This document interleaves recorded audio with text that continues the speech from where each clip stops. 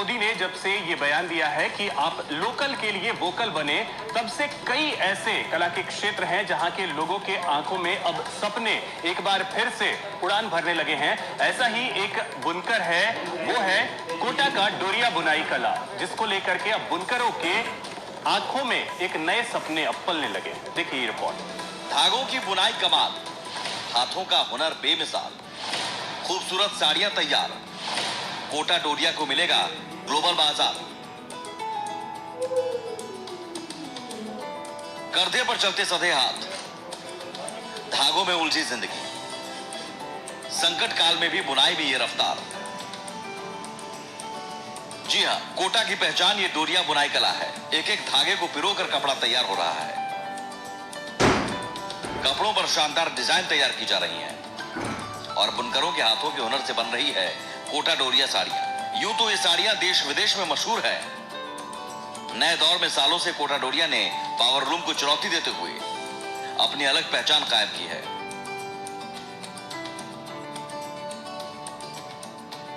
लेकिन कोरोना काल में कच्चे माल की कमी और बाजार तक प्रोडक्ट नहीं पहुंच पाने से हजारों बुनकर परिवारों की मुश्किलें बढ़ गई। ऐसे में बुनकरों की सरकार से गुहार है कि इनके प्रोडक्ट की पहुंच बढ़ाने के लिए सीसीई का प्लेटफॉर्म दिया जाए।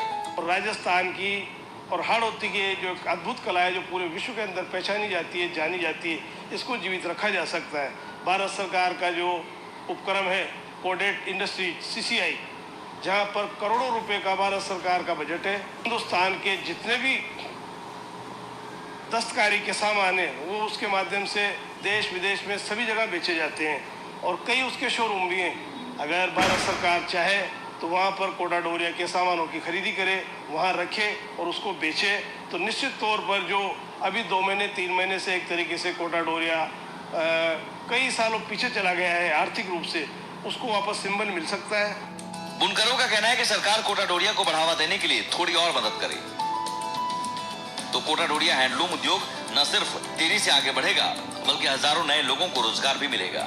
बाकी सरकार ऑनलाइन के माध्यम से इस कोटा डोरिया को बेचने की व्यवस्था करवाए, अपने खुद के शोरूमों पे, भारत सरकार के, राजस्थान सरकार के शोरूमों पे इसके बेचने की व्यवस्था करवाए, उन शोरूमों के माध्यम से ऑनलाइन बेचने की व्यवस्था करवाए, तो निश्चित तौर पर जो कोटा डोरिया का सामान अभी तैयार रखा हुआ है वो बहुत ही जल्दी बिक सकता है और जो 10,000 लोग इस कोटा डोरिया से जुड़े हुए हैं उनको वही अच्छा रोजगार वापस मिल सकता है।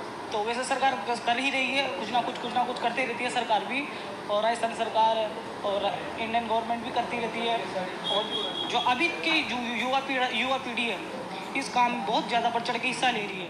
अभी की युवा पीढ़ी, अगर सरकार की तरफ से थोड़ा और मदद मिले तो इस काम को और आगे बढ़ाया जा सकता है युवा पीढ़ी के माध्यम से। कोटा के कैथून कस्बे के तकरीबन हर घर में सालों से बुनकर कोटा डोरिया साड़ियां बनाते आ रहे हैं। इन साड़ियों की खूबसूरत देखते ही बनती है। कड़ी मेहनत से तैयार होती हैं साड़ियां,